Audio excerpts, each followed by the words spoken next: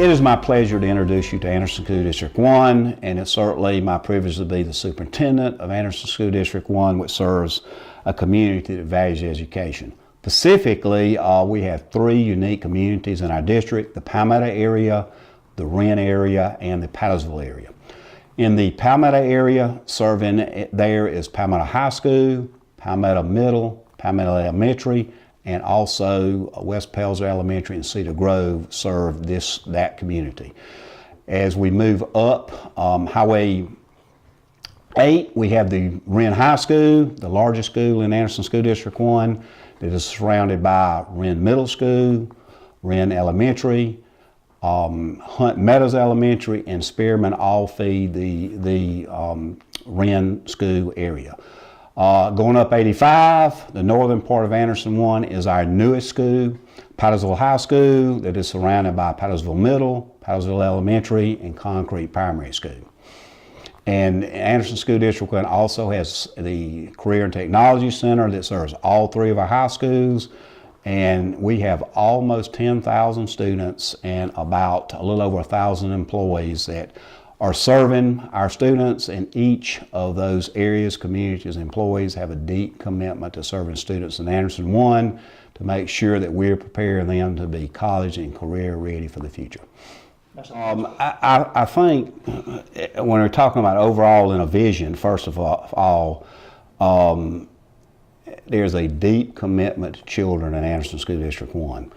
And I think that is embodied in a lot of our results. Really, no matter what results you look at, whether it be test results, graduation results, Anderson School District 1 always seems to strive to do our best, and there's somehow, there's always a sustained, relentless, deep commitment to improving, getting better despite the ups and downs of the education profession or funding. We just have a deep commitment to improving and getting better, and I think that is symbolized by this past year, 13 out of 14 of our schools had excellent on their report cards. The previous year, 12 out of 14. I mentioned earlier the graduation rate at 92, which is obviously among the very highest in the state of South Carolina. I also think that our digital innovation initiative, which this year will be our third year, has certainly illustrated our commitment to the future to make sure that we as a school district are integrating instruction with technology and preparing our students to be college and career ready. And we're very proud of that commitment to what we've done with iPad initiatives, and again the digital initiative. And our staff members have worked tirelessly to improve their technology skills. So again, that integration from instruction to technology is happening on a daily basis in Anderson School District 1. I truly believe it is our responsibility to certainly encourage and motivate our students to be college and career ready. The Anderson 1 and 2 Career and Technology Center is a huge part of our preparation. There is 20 programs of study there. We have between 1,900 and 2,000 students that go to the Career Center, and they are working very hard to prepare students to be obviously career ready. We're very excited about many of our programs over there. The health occupations is probably one of our largest. The Project Lead the Way. We recently started a mechatronics class. Of course, we've had welding there, automotive tech, and uniquely, the mechatronics, automotive tech, and welding we have a partnership with Tri-County, and those students are earning not only their high school degrees, but earning college credit. They will earn by the time they finish their certification in that particular field, but also 1 year toward their 2-year degree. And the dual credit is totally paid for by a grant through the legislature, which was we've worked hard with, and actually Representative Brian White spearheaded that, and that is a unique and very positive opportunity for our students. But a lot of the career technology programs are all project-based, actively learning, heavily involved with practicums and internships, and it absolutely gives our students a great start on being call it or career ready in whatever field they choose, with obviously the option of having 19 to 20 programs available to them year in and year out. They are high paying jobs with those, in many cases, those technical skills or technological skills. Oftentimes employees are starting them out at $45,000 to $50,000 a year. And our parents are well aware of that, our students know that. Companies like Bosch come in and explain that to them and are willing and ready to hire those particularly mechatronic students right out of their high school end of the year program. Anything particularly looking forward to this school year? We actually have probably about 5 goals that we're working on in Anderson School District 1 as we prepare for the 2016-2017 year. As you well know, we need to successfully implement the 10-point grading scale. That is new across the state of South Carolina, and in Anderson 1 we implement it in grades 3 through 12. That would be the first thing.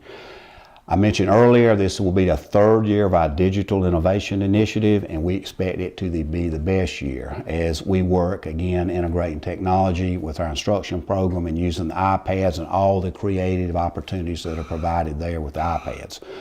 I think thirdly, we are continually doing a lot of professional development, staff support for instruction, standards, and integration of technology. Most importantly, there will always be a strong commitment and initiative to school safety in Anderson 1. That is always on the forefront of what we do here, and you will see even a stronger commitment. We've added additional cameras, security doors, and a priority on training our staff members with the ALICE violent intruder training drill. Very important. And I think, as you well know, we want our students to be able to come to Anderson 1, feel safe, and have that normal environment that certainly is positive and creates all kind of learning opportunities. I think, fifthly, it is such a pleasure that and privilege that the citizens in Anderson County approved the local option sales tax initiative about 18 months ago. So we fortunately in Anderson 1 we have 4 major building projects that we have ongoing this year that our desire is to get completed as we end the year. And specifically, that is a new addition at Concrete Primary School, which is one of our largest elementary schools, about a $2.5 million addition there, 8-room addition.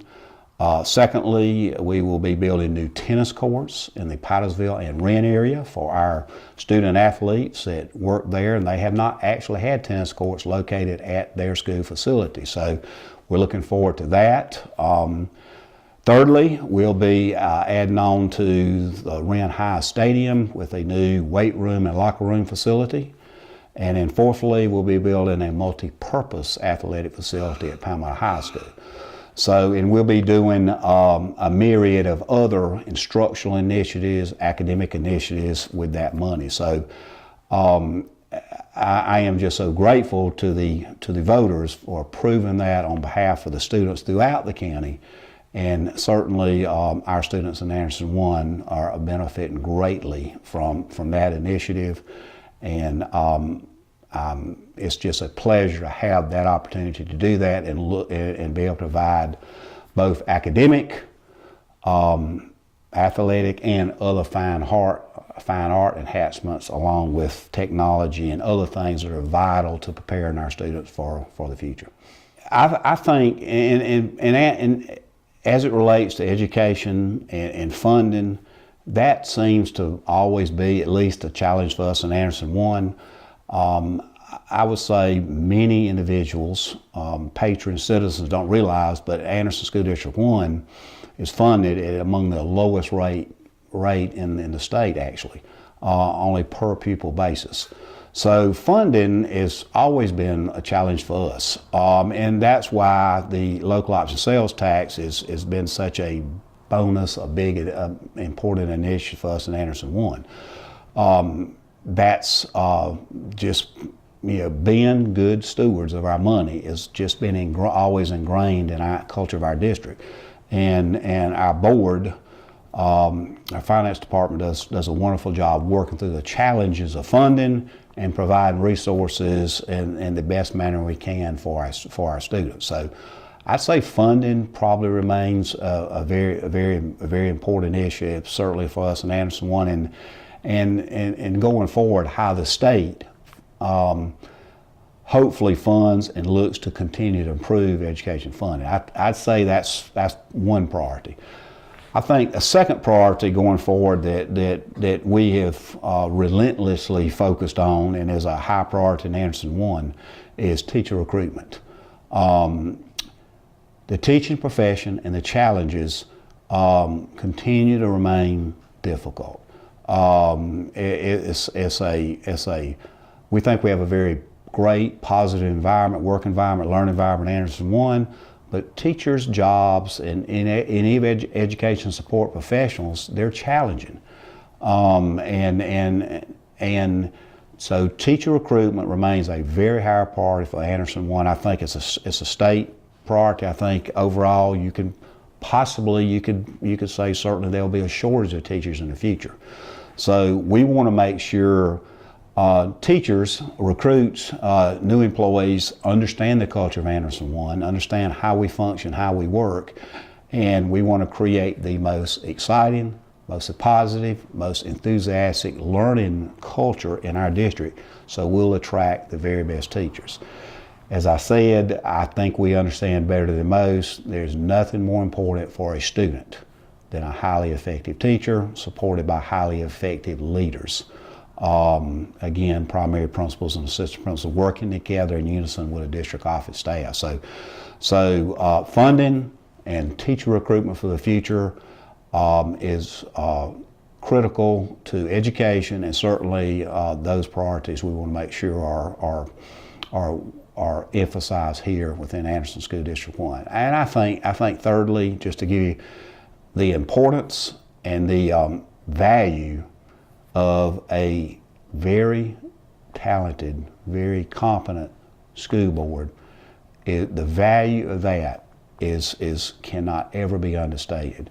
And I'm just so pleased that in Anderson One we benefit again from a well-informed, very cohesive, very caring school board that provides excellent leadership for our district, and most importantly, their decisions, their actions are trusted by the patrons in Anderson School District 1.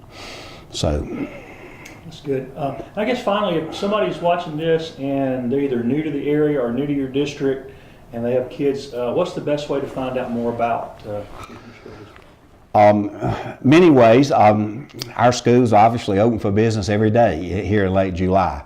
They can certainly stop by and are doing so, visiting schools. We have that going on right now.